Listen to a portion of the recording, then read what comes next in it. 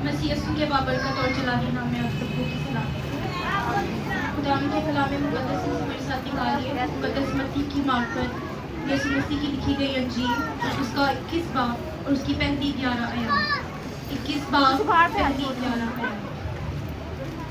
और जब वो यरूशलेम के नज़दीक पहुँचे और ज़ैतून के पहाड़ पर बैतफगे के पास आए तो यीशु ने 2 शागिर्दों को ये कहकर भेजा कि अपने सामने के गांव में जाओ।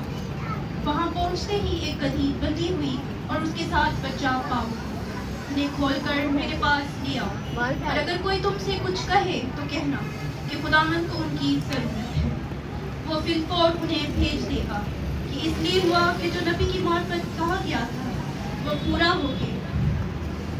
सयून की बेटी से कहो कि देख तेरा बादशाह तेरे पास आता है, वो हलीम है और गधे पर सवार है, बल्कि लादू के बच्चे पर। और शागिर्दों ने जाकर जैसा यीशु ने उनको हुक्म दिया था वैसा ही किया और गधी और बच्चे को लाकर अपने कपड़े उन पर डाले और वो उन पर बैठ गया। और भीड़ में के अक्सर के लोगों ने अपने कपड़े रास्ता में बिछाए और औरों ने दरख्तों से डालियां काट कर राह में फैलाई। और भीड़ जो उसके आगे आगे जाती और पीछे पीछे चली आती थी पुकार पुकार कर कहती थी, इब्ने दाऊद को होशना, मुबारक है वो जो खुदावंद के नाम पर आता है, आलमी बाला पर होशना। कलाम मुक़द्दस का पढ़ा और सुना जाना हम सबों के लिए पाए।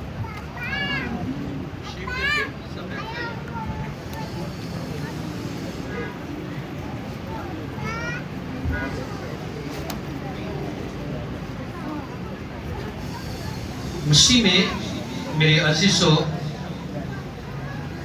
जो विरत आपके सामने तलावत किया गया, ये अनाजील अरबा में से पहली अंजील है जो मुक़द्दस मत्ती के नाम से मंसूब की जाती है। आज हमारा टॉपिक है यीशु मसीह का यरूशलेम के अंदर शाहाना दाखिला। हमारा टॉपिक क्या है? यरूशलेम के अंदर यीशु मसीह का शाहाना दाखिला। शाहाना से मुराद है बादशाहों की तरह, शहंशाहों की तरह वो आज के दिन यरूशलेम में दाखिल होता है।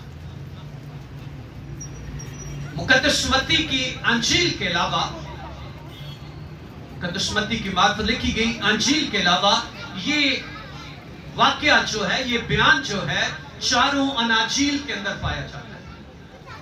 एक विरत जो मैंने आपके सामने पढ़ा क्या, मुक़द्दस मत्ती 21 बाब पहली 11 आयत, और उसके बाद मुक़द्दस मरकस 11 बाब पहली 11 आयत, फिर मुक़द्दस लूका का अंजीली बयान 19 बाब 28 से 40 आयत, और फिर मुक़द्दस यूहन्ना रसूल का अंजीली बयान 12वां बाब 12 से 19 आयत।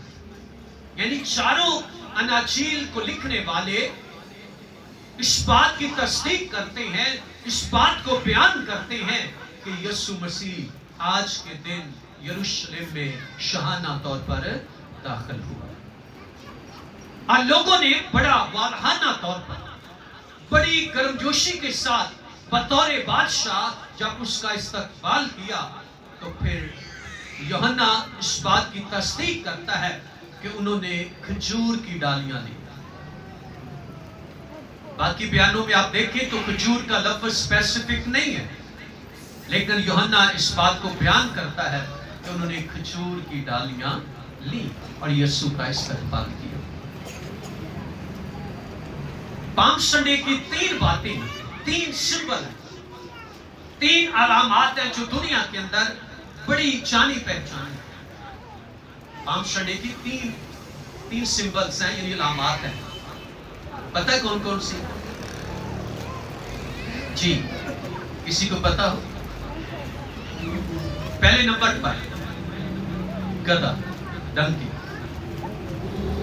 दूसरे नंबर पर होशना, और तीसरे नंबर पर खजूर की डाली। आप देखें तीनों चीजें इस वाक्य के अंदर नुमाया तौर पर हमें नजर आती है।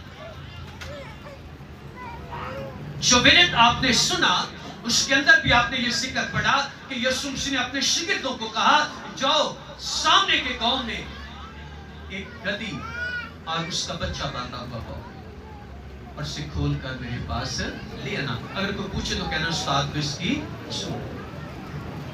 آگے چل کر میں ان تینوں چیزوں کو تھوڑا تھوڑا بیان کروں گا. اگر ہم تھوڑا سا کتاب کا تعارف دیکھیں مقدس متی کی معرفت لکھی گئی انجیل کا, تو یہ کتاب مقدس متی کے نام سے منسوب کی جاتی ہے. کسی مقدس متی رسول جو ہے اس نے تحریر کی. متی کے معنی ہے خدا کی بخشش, لیکن جب ہم دیکھتے ہیں کہ متی کا اصل نام کچھ اور تھا جس کے والدین نے اسے دیا, لیکن یسوع نے اس کے نام کو تبدیل کیا اور اسے متی کا نام دیا, اور متی کا مطلب ہے خدا کی بخشش. اور یہ کلام کی 40 نمبر پر کتاب ہے جس کے 28 ابواب اور 1071 آیات. آپ جانتے ہیں کہ مقدس متی کا جو ذکر ہے 12 رسولوں میں, جن کا ذکر مقدس متی 10 باب کی 3 آیت, مرکز 3 باب کی 13 آیت میں موجود ہے. مرکز اور لوکا اسے لاوی لکھتے ہیں کیونکہ جیسے اس نے شمعون کا نام پترس رکھا, پھر سول کو اس نے پالوس بنا دیا, اسی طرح لاوی کو اس نے کیا بنا دیا, متی بنا دیا. متی جو ہے اس کی جائے پیدائش کفر نحوم کی ہے جو گلیل کی شمال مغربی کنارے پر واقع ہے, اور پیشے کے لحاظ سے مقدس متی محصول لینے والا ہے. اور یہ عبرانی اور ارامی زبان پر عبور رکھتا تھا. عبرانی زبان اس کی مادری زبان ہے, اور ارامی زبان جو اس کی تھی وہ علاقائی زبان تھی, کیونکہ ناصرت کے جو لوگ ہیں یا گلیلی جو ہیں وہ ارامی زبان زیادہ بولتے تھے. اور یہ کتاب سن 70 عیسوی میں یروشلم کی تباہی سے پہلے تحریر کی گئی,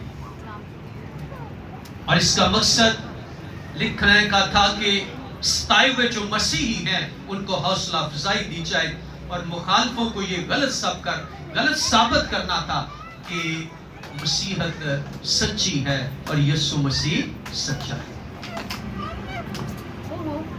پرانے عہد نامے سے مقدس متی بہت سارے اقتباسات بیان کرتا ہے. اس میں اس نے 129 اقتباسات بیان کیے ہیں, یعنی 39 کتابوں میں سے 25 کتابوں کو وہ حوالے دیتا ہے, اور 1071 آیات میں سے 644 آیات میں یسوع مسیح کا اپنا کلام ہے, اپنے منہ کی باتیں. یعنی اس کا مطلب ہے کہ 3/4 حصہ اس کلام کے اندر یسوع مسیح کے اپنی زبان مبارک سے کہے ہوئے الفاظ ہیں. اگر 5 باتیں اس میں لکھی گئی ہیں تو 3 یسوع مسیح کے اپنے منہ کی باتیں. اگر آپ نے اس ورد کو غور سے سنا ہوگا تو اس کے اندر بھی وہ ذکریہ نبی کا حوالہ دیتا ہے. وہ کہتا ہے یہ اس لیے ہوا کہ نبی کی معرفت کہا گیا تھا, وہ پورا کہ سیون کی بیٹی سے کہو دیکھ تیرا بادشاہ تیرے پاس آتا ہے, وہ حلیم اور گدھے پر سوار بن کے لادوں کے بچے. اسی میں میرے عزیزوں چاروں اناجیل اس واقعہ کو بیان کرتی ہیں, اور ان دنوں میں جب یہ واقعہ رونما ہوتا ہے تو لوگ عید فرسہ کے لیے یروشلم میں اکٹھے ہو رہے. کچھ لوگ دور دراز سے 1 ہفتہ پہلے یروشلم میں آ جاتے تھے تاکہ عید فرسہ کر سکیں, اور یسوع مسیح بھی इसी गरज से अपने शिगिर्दों के साथ यरूशलेम में आता है और लोग की भीड़ लगी हुई है यरूशलेम के अंदर और यकीनन बैतनिया के लोग भी उसमें आए थे। अगर आप खुदा के कलाम का मुतालिया करें तो चंद दिन पहले खुदाम यीशु मसीह ने लाजर को जिंदा किया था जो 4 दिन का मरता था।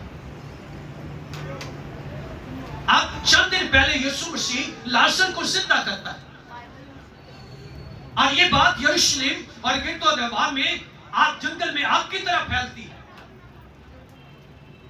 और जब यीशु मसीह यरूशलेम में आता है तो उससे पेशतर जिन्होंने देखा उन्होंने पूछा ये कौन है? उन्होंने कहा ये नासरत का नबी यीशु। तो लोगों ने, बैतनिया के लोगों ने बताया कि यीशु मसीह ने ये मोजज़ा किया है। चंद दिन पहले उसने लाजर नामी एक शख्स को जो 4 दिन का मुर्दा है जिंदा किया है और लोगों के अंदर ये तजस्सुस पैदा हुआ कि जाके देखी कि वो कौन शख्स है जो नामुमकिन को मुमकिन बना देता है, वो कौन शख्स है जो इलाही कुदरत रखता है, वो कौन शख्स है जो लाजर से कहता है ऐ लाजर कब्र से बाहर आ जा, वो कौन शख्स है जिसके मुर्दे हुक्म मानते हैं, वो कौन शख्स है जिसके पास आसमान और जमीन का इख्तियार है। हालेलुया। लोग यीशु को देखने आए कि देखिए तो वो कौन सी शख्सियत है जो जिसने इतना बड़ा मोजज़ा कर दिया। क्योंकि यहूदियत के अंदर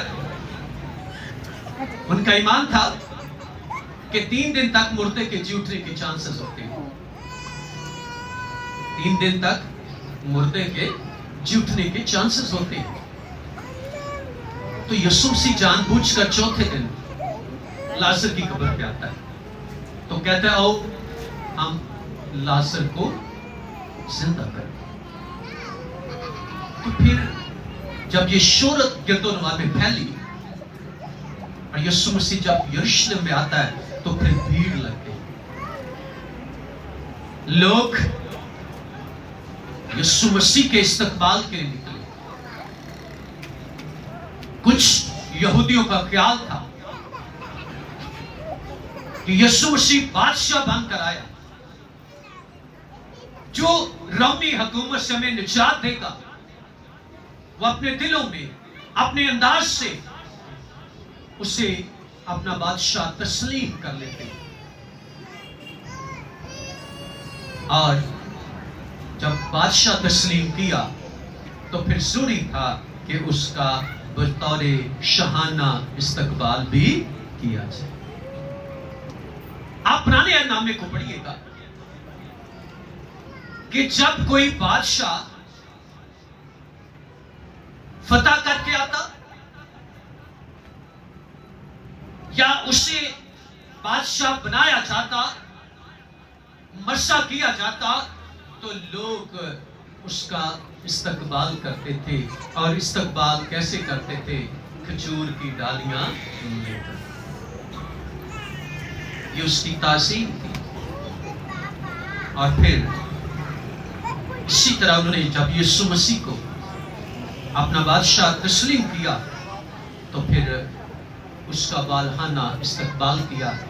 लिखा औरों ने दरख्तों की डालियां ले ली, लेकिन यूहन्ना कहता है खजूर की डालियां ले।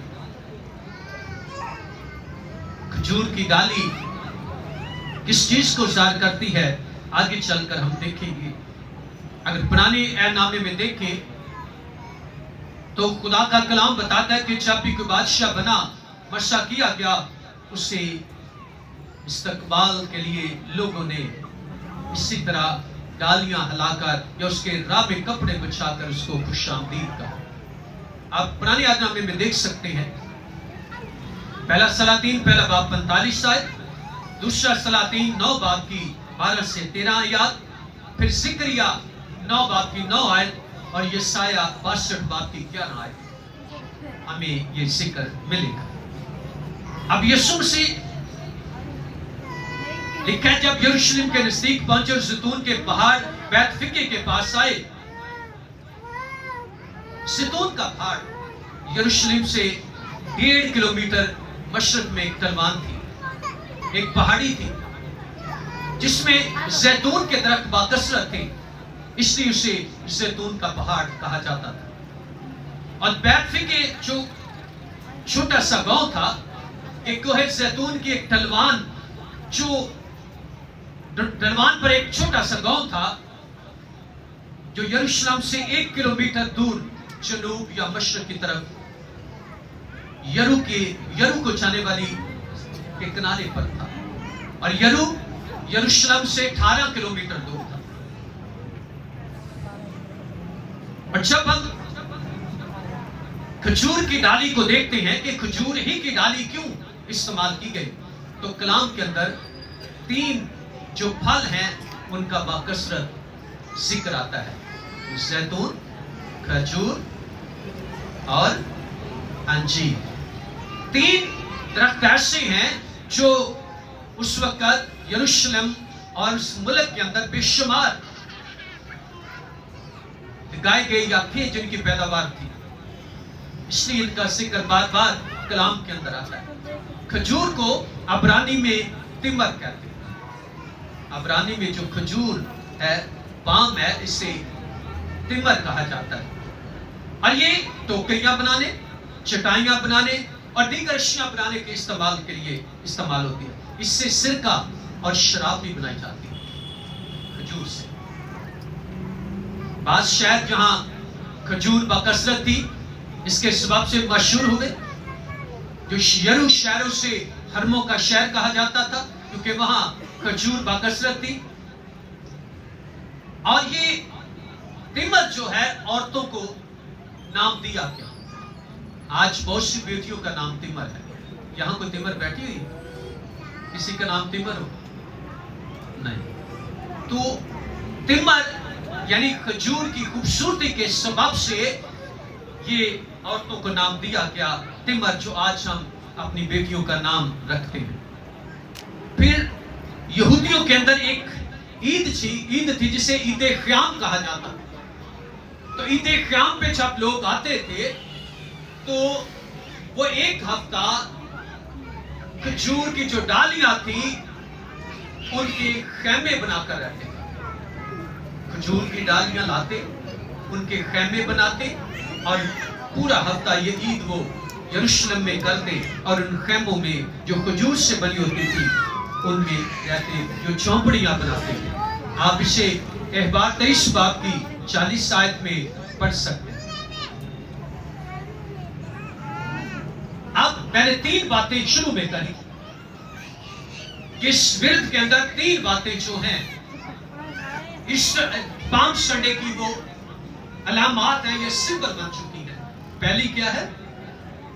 گدھا، دوسری ہوشنا، اور تیسری کھجور کی ڈالیاں۔ اور یہ تینوں علامات اپنے اندر گہرا بھید رکھتی ہیں، اور آپ کو اس وقت میڈیا پہ، فیس بک پہ، نیٹ پہ نظر یہ تینوں چیزیں نظر آئیں گی: ڈنکی بھی، اور ہوزینا بھی، اور پام برانچز بھی۔ اب جب ہم گدھے کی بات کرتے ہیں جس کی قدر ہمارے ملک میں نہیں ہے، کیوں جی؟